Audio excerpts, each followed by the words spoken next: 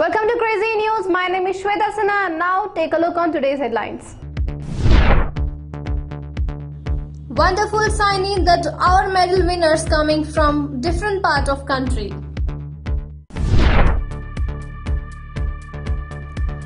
Drone attack on Saudi airport wound 8 damaged plane.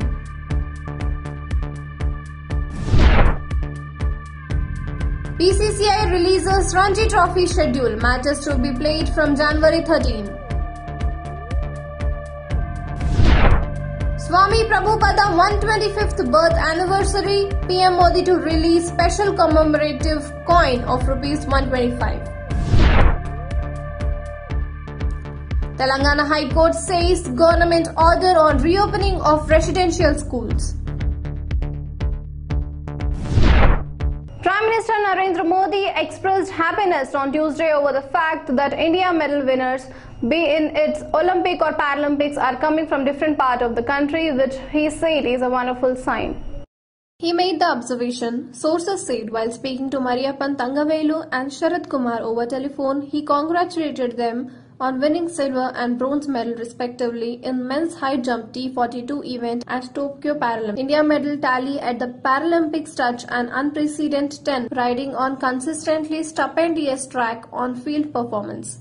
Modi told both athletes that these medals are the outcome of their constant hard work. Kumar told the Prime Minister that he derived great inspiration from him as he has taken special courage to encourage para-athletes with a great sign, sources said. He also recalled that Modi often inquired about his well-being when he was training in UK. The top scheme of the government was also appreciated. After their winning performance, Modi tweeted, "The indomitable Sharad Kumar has brought smiles on the face of every Indian by winning bronze medal. His life journey will motivate many. Congratulations to him." He said another tweet, "Soaring higher and higher, Mariyappan Thangavelu is synonymous with consistency and excellence. Congratulations to him winning for the silver medal. India is proud of his feat." Modi had earlier in day spoke to Singaraj Adhana and congratulated him on winning the bronze medal in the Tokyo Paralympics. A bomb-laden drone on Tuesday crashed into an airport in southwestern Saudi Arabia, wounding 8 people and damaging a civil plane. Saudi state television reported a latest assault on kingdom amid the grinding war in neighboring Yemen. The Saudi-led coalition fighting in Yemen blamed the assault on Yemen's Iran-backed Houthi rebels. It was the second strike on the Aba airport in the last 24 hours. An earlier ballistic missile attack scattered shrapnel across the tarmac but caused no casualty. The Houthis did not claim responsibility for the strike, and its military spokesman did not answer calls seeking comments. Beyond saying the Saudi force has intercepted the explosive drones, the coalitions did not elaborate on the assault or provide details about how people were hurt. The attack comes just after missiles and drones slammed into a key military base in Yemen's south, killing at least 30 Saudi-backed Yemeni troops and marking one of the deadliest attacks in the country's years-long civil war. No one claimed responsibility for the strike, which bore the hallmarks of the Iranian-supported rebels. The Board of Control for Cricket in India is planning to organize the Ranji Trophy from January 5th next year. According to the reports, the Ranji Trophy will be held from January 5, 2022 to March 20, 2022. All teams will participate for 2 days after 5 days of quarantine. After this, all teams will play in domestic season for January 13. For the tournament, all teams have been categorized into 6 groups. This year, all Ranji Trophy matches will be played in Mumbai, Bangalore, Kolkata, Ahmedabad, Trivandrum and Chennai. Due to the COVID-19 pandemic, the Ranji Trophy was cancelled last year. On Monday, the BCCI has sent the schedule of the domestic season to all state cricket boards. The knockout round of Ranji Trophy will be played in Kolkata from February 20. Before this, all the teams reaching the knockout round will once again have to be quarantined for 5 days. The quarter-final matches will be played from February 28 to March 3. The semi-final matches will be played from March 8 to 12, while the final of the tournament will be played from March 16 to 20. 5 elite groups and 1 plate group have been formed for the Ranji Trophy. There are 6 teams in the elite group, while 8 teams have been kept in the plate group. Out of it, Group C is being considered as the group of death. In this group, the teams include Mumbai, Karnataka, Delhi, Hyderabad, Maharashtra. Defending champion Saurashtra has been placed in Elite Group D, along with Tamil Nadu, Railways, Jammu and Kashmir, Jharkhand and Goa.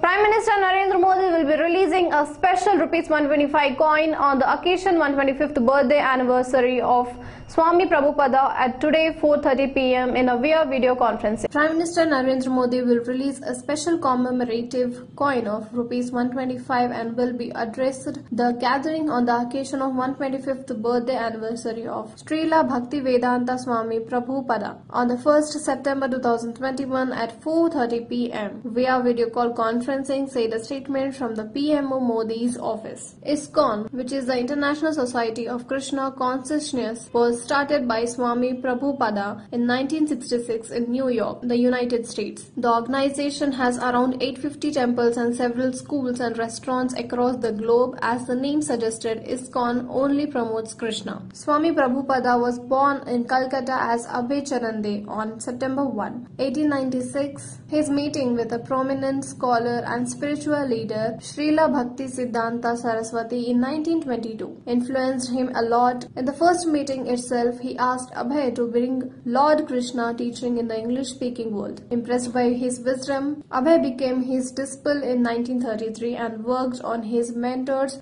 The Telangana High Court on Tuesday permitted reopening of schools from September 1 while staying at physical reopening of government residential schools. The court, which was hearing a public interest litigation challenging the order, also said the schools are free to function via online or offline modes of teaching but cannot force parents to send their wards for offline classes. In addition, the court has halted the reopening of government residential schools until further orders and directed the state to file a counter affidavit by October 4 detailing measures taken to contain the spread of coronavirus in the event of an outbreak following the reopening of school. The petitioner's counsel, Advocate Kruti Kalaga, said the court has stayed the functioning of government residential schools in social welfare and tribal welfare institutions. The court has stayed the functioning of government residential school in social welfare and tribal welfare institutions to check the government preparedness. The government has been asked to file a counter affidavit with all details in 4 weeks. Parents of students in all government and private schools have been given the freedom to choose whether they want to send their children to school or not. The consent forms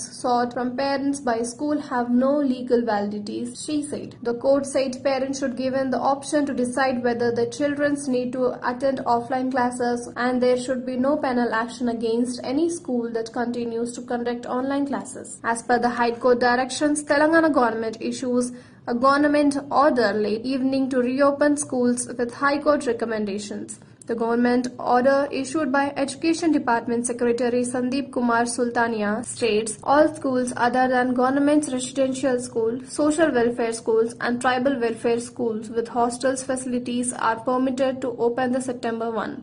That's it from me and my team. For more updates, keep watching Crazy News.